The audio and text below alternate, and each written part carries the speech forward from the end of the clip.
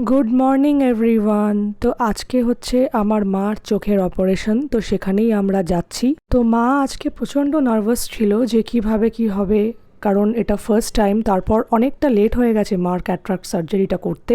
কারণ তোমরা যারা আমাকে ইনস্টাগ্রামে ফলো করো তারা হয়তো জানবে যে আমার মাই আমার এত বছর ধরে ভিডিওগুলো করেছে। তো অনেক ব্র্যান্ডের কাজ থাকে, তো সেগুলো ওঠাবার জন্য আমার কেউ নেই হেল্পার বা সাপোর্টার। ইভেন আমার রুমটা এতটাই ছোট ছিল যে ট্রাইপডও এখানে ফিট করে না, জাস্ট মেকআপ ভিডিওগুলোই আমি ট্রাইপডে করতে পারি। তো মাকেই তুলতে হতো, তা অনেকটা লেট হয়ে গেছে। কিন্তু ঈশ্বর আছে এবং আমার মার সার্জারি খুব ভালোভাবেই হলো। তো ওয়েটিংয়ে অনেকক্ষণ আমাকে বসিয়ে রাখা হয়েছিল পেপার ওয়ার্কসের পর, আর ভেতরে ঢুকতেও দিচ্ছিল না যেখানে মার অপারেশন হচ্ছিল।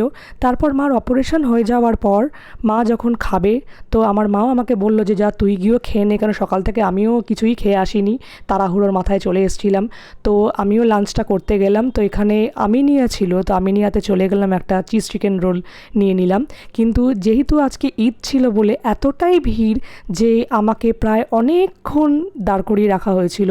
আর অনেক বড় বড় সব অর্ডার তোমরা দেখতে পাচ্ছ যে জোম্যাটো, তারপর সুইগি, সবাই দাঁড়িয়ে আছে এরা যে পার্সেলগুলো নেবে বলে। সব বড় বড় বিরিয়ানি অর্ডার দিয়েছে অনেক অনেক করে।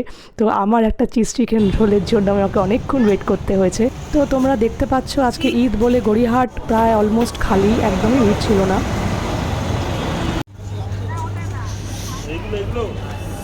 আমার এত লেট হয়ে গেছে, 15-20 মিনিট বলে প্রায় 1 ঘন্টার কাছাকাছি হতে চললো। জানি না এখন ভেতরের কি সিন। তো আমিনিয়াতে ওয়েটিংয়ের জন্য আমার এতটাই দেরি হয়ে গেছিলো যে মাকে ওরা ডিসচার্জ করে দিয়েছে, বাট কিছু পেপার ওয়ার্কস বাকি ছিল, সেই জন্য ওরা আমার জন্য অপেক্ষা করছিল। প্লাস কি মেডিসিনস কোন টাইমে দিতে হবে সেগুলো আমাকে বোঝাবার জন্য। তো সেগুলো হয়ে যাওয়ার পর মার জন্য একটু কফি আনার ব্যবস্থা করছিলাম, বাট ক্যান্টিনে কোনো লোকই ছিল না। তো সোজা ক্যাব ধরে বাড়ি চলে এলাম মাকে নিয়ে। তারপর রাত্রিবেলা ডিনারে ছিল ইডলি।